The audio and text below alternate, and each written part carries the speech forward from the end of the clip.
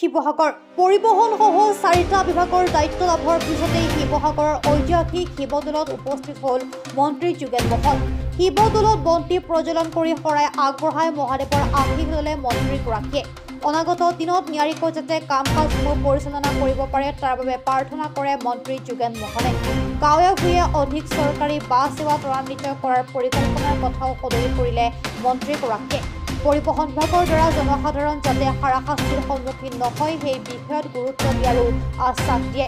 খিলঞ্জীয়া জাতি জনগোষ্ঠীৰ ৰীতি নীতি সুৰক্ষিত কৰাতো গুৰুত্ব দিব যোগেন মহনে। শিৱদৌলৰ পিছতে জিলা পৰিবহণ বিষয়াৰ কাৰ্যালয়ত উপস্থিত হৈ বিভাগটোৰ পৰিস্থিতিৰ বুজ লয় মন্ত্ৰীগৰাকীয়ে। এই ঐতিহাসিক শিৱদৌলত শিৱ বাবাৰ আশীৰ্বাদ লৈছোঁ।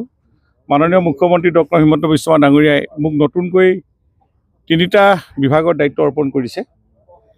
এই 3টা বিভাগ যাতে মই সুচাৰুৰূপে চলাব পাৰোঁ, বিশেষকৈ ট্ৰান্সপৰ্ট ডিপাৰ্টমেণ্ট অতি গুৰুত্বপূৰ্ণ বিভাগ আৰু মুখ্যমন্ত্ৰী মহোদয়ে খুব আশাৰে এই দায়িত্ব অৰ্পণ কৰিছে আৰু মই ইয়াক নিষ্ঠা সততাৰে পালন কৰিব লাগিব। আৰু তাৰ আজি এই শিৱদৌলত আহি মই প্ৰথমেই শিৱ বাবাৰ আশীৰ্বাদ লৈছোঁ যাতে বিভাগটো চলোৱাত যদি তেওঁ নেদেখাজনো শক্তি লাগিব। আজিকালি তেখেতৰ কৃপাৰ অবিহনে যিকোনো কামত আমি ছাকচেছ হ'ব নোৱাৰোঁ। গতিকে মই আজি আপোনালোকক সম্বোধন কৰিছোঁ সন্মানীয় শিৱসাগৰৰ সাংবাদিক বন্ধুসকল।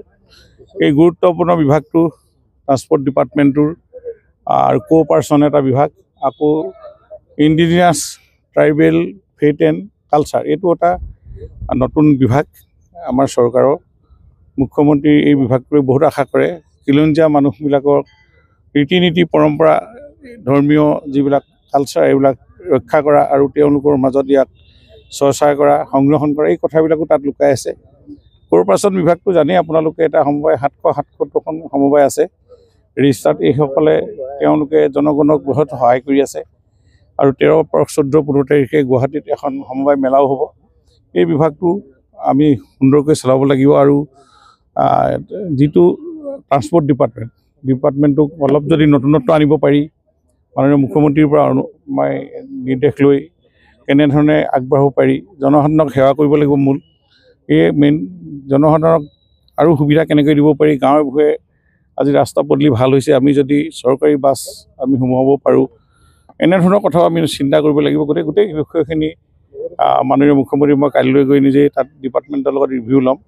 তাৰ আগেয়ে আহি আজি এই মোৰ নিজৰ জন্ম জিলা শিৱসাগৰ ঐতিহাসিক জিলা শিৱ মন্দিৰত আমি শিৱদৌলত এটা আশীৰ্বাদ লৈছোঁ তেখেতৰ পৰা।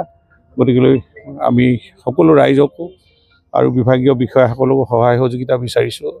ৰাইজেও যদি ক'ৰবাত কিবা পৰামৰ্শ থাকে এই বিভাগকেইটা চলোৱাৰ ক্ষেত্ৰত তেওঁলোকে পৰামৰ্শ দিব পাৰে। হোৱাটছএপৰ যোগেদি হওক বা বিভিন্ন ধৰণৰ আমি কি চিন্তা কৰিলে আমি অসমৰ মানুহৰ সৰ্বাংগীন বিকাশ কৰিব পাৰোঁ, এই বিভাগকেইটাৰ যোগেদি সেৱা কৰিব পাৰোঁ, এই গোটেই কথাখিনি লুকাই আছে। গতিকেলৈ আমি আটাইকে মই আজি ইয়াতে পাই আপোনালোককো ধন্যবাদ জনাইছোঁ আৰু আপোনালোকৰ এই চেনেলৰ যোগেদি আপোনালোকৰ যদি কিবা থাকে আমাক জনাব। গতিকে সংবাদ মাধ্যমৰ ওপৰতে বহুখিনি নিৰ্ভৰ কৰে এটা বিভাগ সফলতা বিফলতা। গতিকে এইখিনিও যাতে আপোনালোকে কিবা থাকিলে জনায়। আজি প্ৰথম দিনাই আপোনালোকৰ ওচৰত আহি এই দুআষাৰ কথা আহিছোঁ। জিলাখনত কি চলিছে মই এতিয়া খবৰ ল'ম। দ্বিতীয় ইনফৰ্মেশ্যন দিয়া আছে। আমি শিৱসাগৰ জিলাৰ কি চলি আছে, ৰেজিষ্ট্ৰেশ্যন কিমান হয় কি নহয়, ইয়াত কেনেধৰণে আমি চলি আছে চৰকাৰী বাছ বা আণ্ডাৰ STC এই গোটেই কথাখিনি অকণমান এটা কৰ্পৰেশ্যনো আছে আমাৰ আৰু লগতে এটা বিভাগ। এই বিভাগটোৰ ভালকৈ চলাব লাগিব বিষয়াসকলে। মই ভাবোঁ আজিৰ তাৰিখত যধে মধে এইবিলাক কামো হ'ব নালাগে। উঠি অহা নিবনুৱা যুৱকসকলে বহুত ক'ৰবাত গাড়ী বাগী MVI য'তে ত'তে চেকিং এনেকুৱা ধৰণৰ কিছু কথা অকণমান চাব লাগিব। মুখ্যমন্ত্ৰী মহোদয়ে যিটো আশা কৰে যাতে আমি এইবিলাক নীতি নিয়মৰ মাজেদি সকলো কাম হ'ব লাগিব। ৰুলছ আছেই, গাইডলাইনৰ মতে যাতে কাম হয়, কোনোৱে যাতে বেআইনী কাম নকৰে বিভাগীয় বিষয়াসকলে। আমি জনগণক যাতে কোনো হাৰাশাস্তি নহয় এই বিভাগৰ দ্বাৰা, সেইখিনি কথা মই পুৰো ষ্ট্ৰিক্টলি চাম।